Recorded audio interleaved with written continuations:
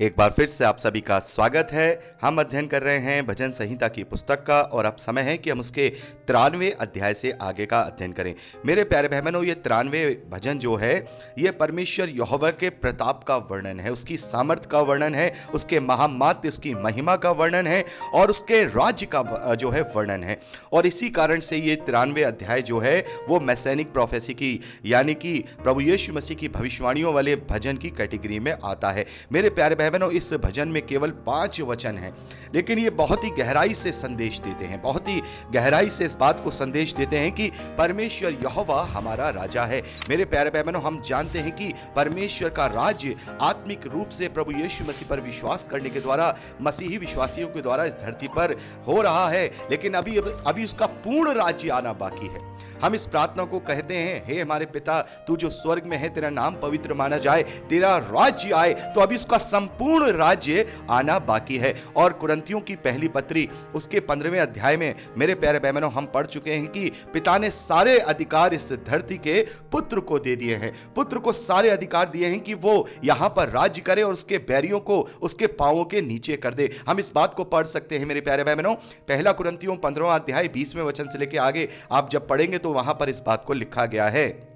तो मेरे प्यारे बहनों, यहां पर अंत के दिनों में जब परमेश्वर अपनी महिमा के साथ, सामर्थ के साथ अपने आप को प्रकट करेगा और उस प्रकट करने के बाद जब वो अपने राज्य को स्थापित करेगा, उसकी एक ये यहां पर इंडिकेशन के रूप में भविष्यवाणी लिखी गई है। मेरे प्यारे बहनों, हम जानते हैं कि परमेश्वर का यानी प्रभु यीशु मसीह का राज्य जब इस धरती पर स्थापित किया जाएगा तो वो चुपचाप से नहीं हो जाएगा, कोई भी कार्य ऐसे नहीं होगा, बल्कि दुनिया देखेगी। और प्रभु यीशु मसीह के द्वितीय आगमन को तो हम देखते हैं कि हर एक आंख उससे देखेगी, हर एक जीभ उसका अंगीकार करेगी, हर घुटना उसके आगे टिकेगा। उसको बादलों में से जब आता हुआ देखेंगे तो जाति जाति, कुल कुल, भाषा भाषा के लोग अपनी छाती पीटेंगे।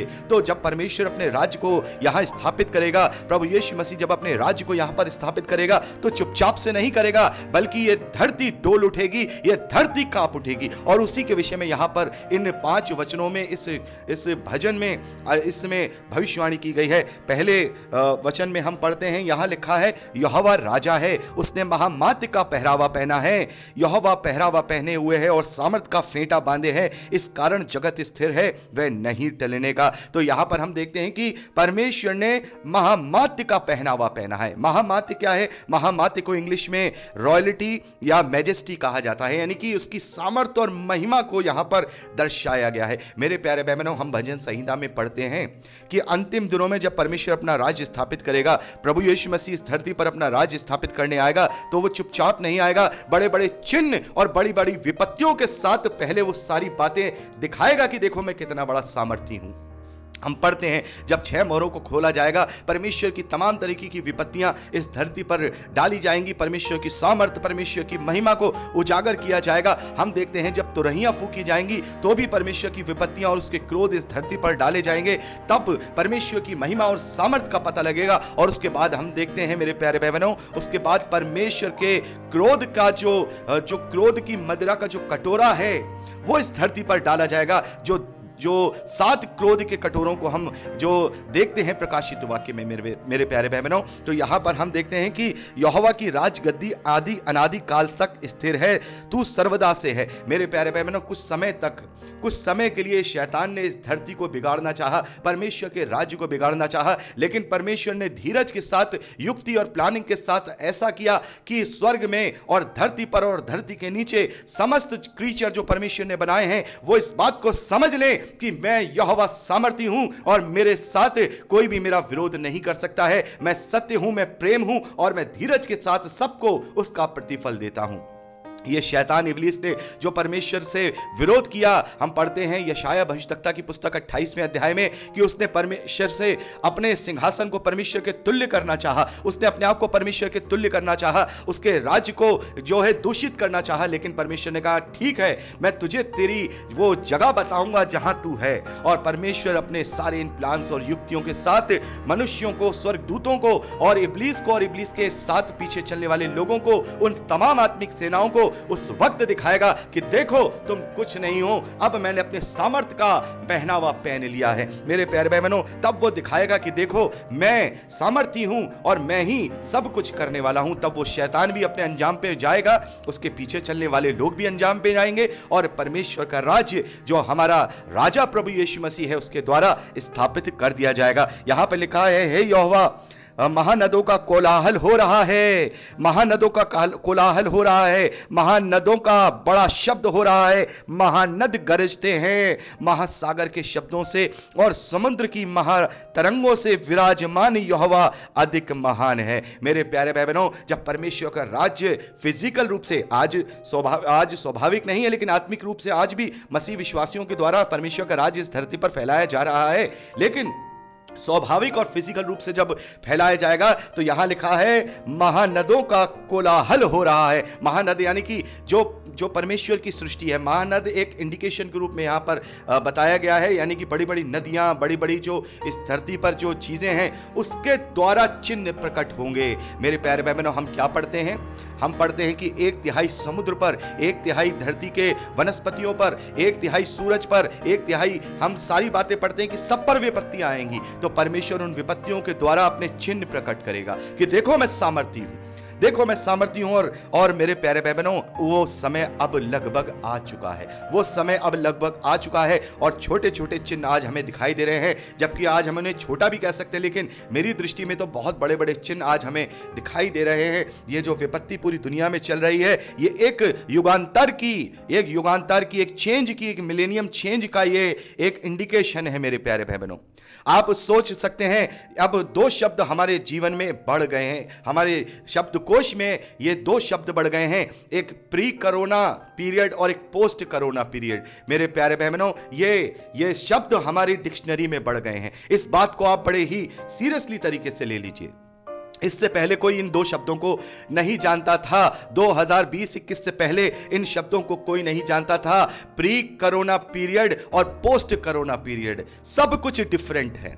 आप जरा देखिए, सोचिए, आप जानते हैं कि पहले का काल क्या था और आज का काल क्या है। सरकारें भी इस बात को कह रही हैं, दुनिया की तमाम सरकारें इस बात को कह रही हैं, pre corona period and post corona period are different. ये दोनों अलग हैं, आज दोनों अलग हैं। तब जीने का तरीका कुछ और था और आज जीने का तरीका कुछ और है। कुल उस वक्त संसाधन कुछ और थे, आज के संसाधन कुछ और हैं। उस वक्त के समझौते कुछ थे, आज के समझौते कुछ और हैं। और बहुत सारे लोग ये सोचते थे कि ये वर्ल्ड ऑर्डर का जो प्रक्रिया है वो कैसे शुरू होगी, पूरी दुनिया के एक राज्य, एक छत्र राज्य की प्रक्रिया कैसे शुरू होगी। और ये प्रक्रिया मेरे प्यारे भाई बहनों इस कोरोना काल से शुरू हो चुकी है, क्योंकि अब लोगों के पास अपॉर्चुनिटीज नहीं है, लोगों के पास अब समझौते करने के अलावा और कोई उनके पास ऑप्शन नहीं है। और इंडिया में तो उनके प्रधानमंत्री ने तो इस बात का साफ तौर पर सदन में इंडिकेशन दे दिया है कि पोस्ट कोरोना काल कुछ और होगा, समझौतों का काल होगा, और उनके मुंह से न्यू वर्ल्ड ऑर्डर की भी बात को सुना गया है।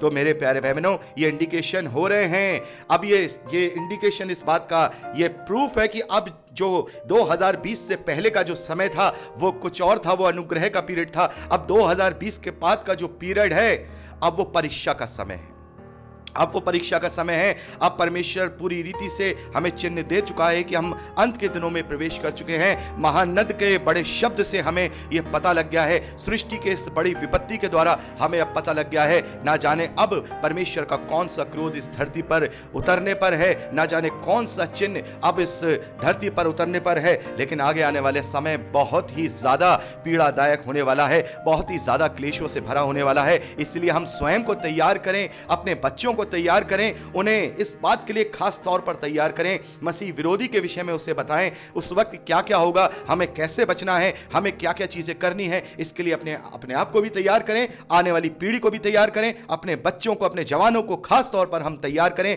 कि उस मसीह विरोधी का वो डट कर सामना करने पाए। हर एक क्लेश उन्हें ना किसी रीति से तोड़ पाए, ना ही झुका पाए, और वो परमेश्वर के लिए बिल्कुल सीना तान के खड़े रहें, चाहे उन्हें वो मसीह विरोधी वध ही क्यों ना कर दे। तो मेरे प्यारे भाई बहनों, यहां इस 93वें अध्याय को पढ़ करके हमें इस बात की प्रेरणा मिलती है, इस बात की शिक्षा मिलती है कि हमें अब तैयार हो जाना है। क्योंकि यहां पर जो एक ये मेन वचन है, ये तीसरा वचन की हे यहोवा महानदों का कोलाहल हो रहा है, तो आज यहां पर सही मायने में परमेश्वर की सृष्टि का कोलाहल हो रहा है, वहां हलचल हो रही है। इतने सारे हम प्राकृतिक घटनाओं को देख रहे हैं जो इससे पहले कभी नहीं हुआ करती थी, इतनी सारी चीजों को देख रहे हैं जो कभी वर्ल्ड वाइड नहीं हुई। मेरे प्यारे भाई बहनों, पूरी दुनिया मेरे प्यारे भाई बहनों 7 महीने तक ताले में बंद रही है, सब कुछ बंद रहा है। ये एक परिवर्तन है, एक ये चेंज है, एक समय पीरियड से दूसरे समय पीरियड में एंट्री है, एक युगांतर है मेरे प्यारे भाई बहनों, एक युगांतर है ये, एक युग खत्म, अब ये अंत का युग पूरी रीति से अब शुरू हो चुका है। इसलिए ज्यादा सावधानी की, ज्यादा अपने आप को अपनी आत्मिकता को बढ़ाने की आवश्यकता है। अब भूल जाइए इस दुनिया की बातों को, केवल आत्मिकता की बातों पर अपना मन लगाइए,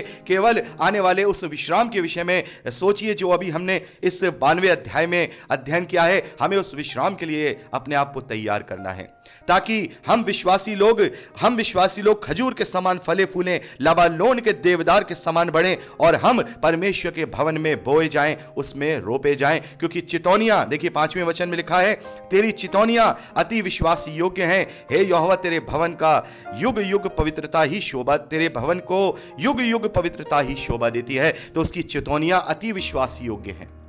उनकी चितौनियों को आप और मैं नजरअंदाज ना करें। उसकी चितौनियां अति विश्वास योग्य हैं, उसकी निशानियां अति विश्वास योग्य हैं, और वो निशानियां आज हम देख करके भी अगर अपनी आंखें मूंद लेंगे तो फिर हमारे पास और कोई ऑप्शन बाकी नहीं रहेगा, केवल दांत पीसने के अलावा और अपने आप को कुड़कुड़ाने के अलावा। तो हमें उसकी चितौनियों को अति विश्वास योग्य, जो अति विश्वास योग्य हैं, उन्हें समझना होगा। आज के परिवेश में हमें खुद भी समझना है, अपने भाई बहनों को भी समझाना है, हर एक मसीही विश्वासी को समझाना है, आगे जो पीढ़ी बड़ी हो रही है उसको समझाना है। क्योंकि हो सकता है कि आज जो ये प्रक्रिया शुरू हुई है, आज से 30 साल बाद, 50 साल बाद ये सारी बातें हों, या हो सकता है कि 2 साल बाद, 3 साल बाद हो, तो हो सकता है कि हमारे जीते जी ही हम उस मसीह विरोधी का सामना करें, या फिर हो सकता है कि हमारी जो ये पीढ़ी है, हमारे बाद वाली पीढ़ी, वो उस मसीह विरोधी का सामना करें। लेकिन मेरी आकलन और मेरा ये पूरा अनुमान है मेरे प्यारे भाई बहनों, 2050 से पहले हम उस मसीह विरोधी को इस धरती पर जरूर देखेंगे। 2050 से पहले वो इस धरती पर रूल करेगा, ये मेरा आकलन है। और ये मैं जानता हूं कि अब समय दूर नहीं है, क्योंकि प्रभु ने कह दिया है कि जिस प्रकार तुम अंजीर के वृक्षों की कपोलें फूटती हुई देखकर ये समझ जाते हो कि ग्रीष्म काल आने वाला है, वैसे ही जब तुम ये सब बातें होती हुई देखो, तब तुम समझ लेना कि मेरा वो दिन निकट है, वरन अब द्वार पर ही है। तो मेरे प्यारे भाई बहनों, वो तमाम इंडिकेशन जो प्रभु ने मती रचित सुसमाचार 24वें अध्याय में दिए थे, आज वो इंडिकेशन हम देख रहे हैं, वो कोपलें अब फूट रही हैं कि अब वो काल आने वाला है, वरन द्वार पर ही है। वो तमाम बातें आज पूरी हो रही हैं, वो तमाम बातें आज हम इस काल में देख रहे हैं। तो प्रभु ने जो बातें कही थी आज हम वो देख रहे हैं, इसलिए हमें समझना होगा कि अब वो समय शुरू हो चुका है, वरन बिल्कुल द्वार पर ही है। तो अपने आप को तैयार करें, अपने बच्चों को तैयार करें, सभी मसीही विश्वासी भाई बहनों को तैयार करें उस आने वाले संकट के लिए, उस आने वाले क्लेश के लिए, कि जब वो मसीह विरोधी हमारा उत्पीड़न करेगा, तब प्रभु यीशु मसीह हमें बादलों पर उठा करके ले जाएगा। ये मेरा विश्वास है कि परमेश्वर हमें अपने क्रोध के लिए नहीं ठहराता है, बल्कि प्रभु यीशु मसीह में होकर हमें उद्धार के लिए उसने ठहराया है। तो हमें वो इस पीड़ा में नहीं पड़ने देगा, लेकिन फिर भी हमें उस पीड़ा के आरंभ का हमें डट कर सामना करना होगा, ताकि जब वो परीक्षा पूरी हो तब तक कि जब तक प्रभु यीशु मसीह हमें बादलों में उठा करके रैप्चर करके ना ले जाए। तो मेरे प्यारे भाई बहनों, यहाँ ये भले ही 5 वचन का अध्याय है, लेकिन इससे हमें बहुत गहरी एक चेतावनी मिलती है, बहुत गहरी एक सावधानी मिलती है, जिससे कि हम अपने आप को तैयार करें प्रभु के आगमन के लिए। उसका आगमन शीघ्र अति शीघ्र है और बहुत ही निकट है। तो प्रभु आप सबको बहुत आयत की आशीष दे। यहाँ हमने 93 अध्याय तक का अध्ययन पूरा कर लिया है।